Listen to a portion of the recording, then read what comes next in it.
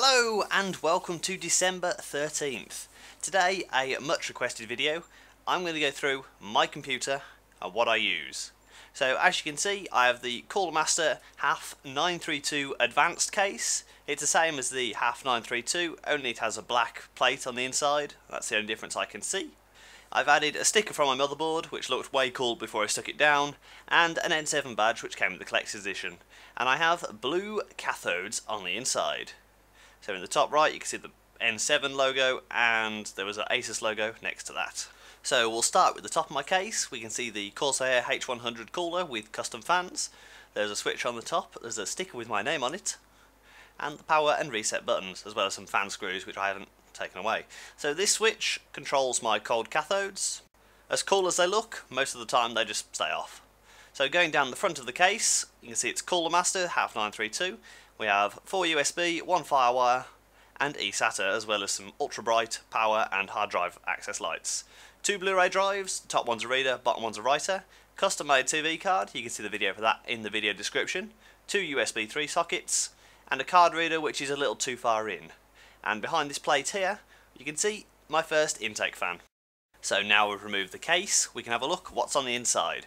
We have my Corsair H100 cooler with 4 fans fitted to it. I did that quite recently. If you haven't seen the video, it's in the description.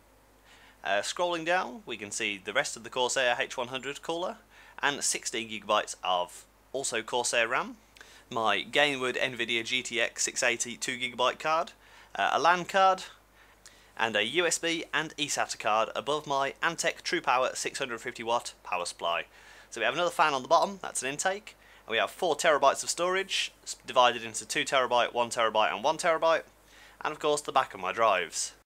So here's a side-on view. You can clearly see the RAM inside the motherboard.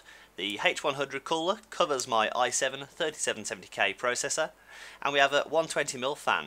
An important aspect for all cases is having the cabling out of the way. Now in this case it's mostly out of the way, but I've added so much to it since building it, it needs a rebuild, so sort all the cabling out.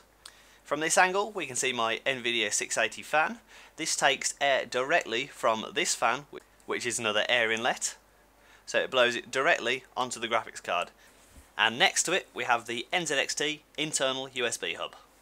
So my i7 3770K, that is overclocked to 4.5 GHz on the boost, with the H100 in this configuration keeps it between 50 and just below 70 degrees Celsius. So I call that perfect. All my drives are SATA. One of my hard drives is SATA-III, the other 2 are obviously SATA-II. Turbo power unit is turned on, it overclocked it by 0.1 GHz, which was amazing. And we have my LAN card, which is just a bit of better connectivity. My power supply is semi-modular. It has the normal power supply and you can add things to it. So I'll put a full spec list in the video description so you can have a good look at that. And thanks for watching. Don't forget to subscribe. One video every day in December.